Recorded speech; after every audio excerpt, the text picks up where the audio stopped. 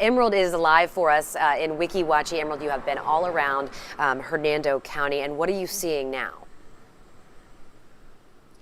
Courtney, we are starting again to get more views of the damage that is out here. You're taking a look at some limbs that we drove past on our way trying to survey some other damage in the area. And as you can see, this is just a huge pile of limbs that are down. It looks like some may have come down from the wind and others look like they have actually been cut by crews.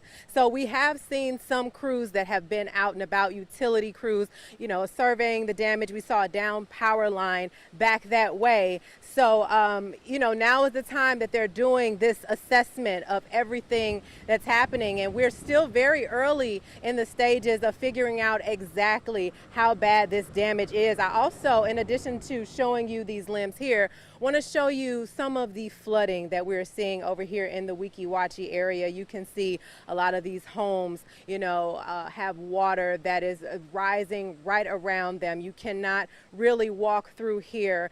It just looks like a river. We are very close to the Weeki Wachee River, but excuse me, I promise you this right here is not supposed to look like this.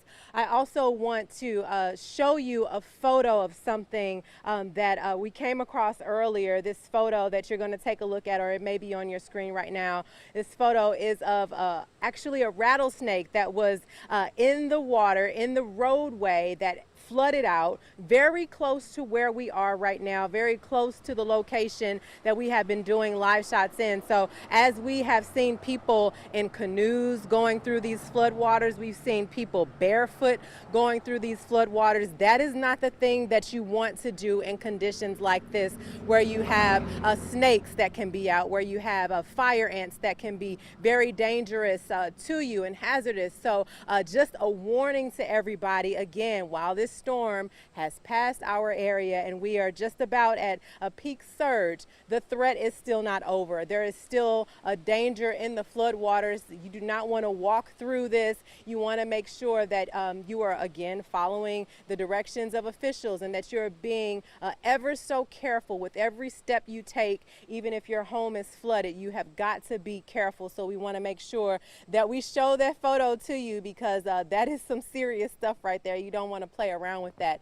So we are continuing to go around the county. There's just so much damage, and it looks like there's going to be a lot of pain for a lot of people who have damage to their homes, especially out in Hernando Beach as well. We were actually not able to get over there because of how bad it was, and I was telling Frank and Caitlin earlier how we have had to move several times to get away from the rising waters that began to cover the roadways. So this is a dangerous situation out here still, and of course we're putting our safety first, and we want to do everything that we can to make sure that you put yours first as well. That's why we're bringing you all of this information, telling you what's going on so that you can be informed, prepared, and connected. Reporting live in Weeki Wachee, Emerald Morrow, 10 Tampa Bay.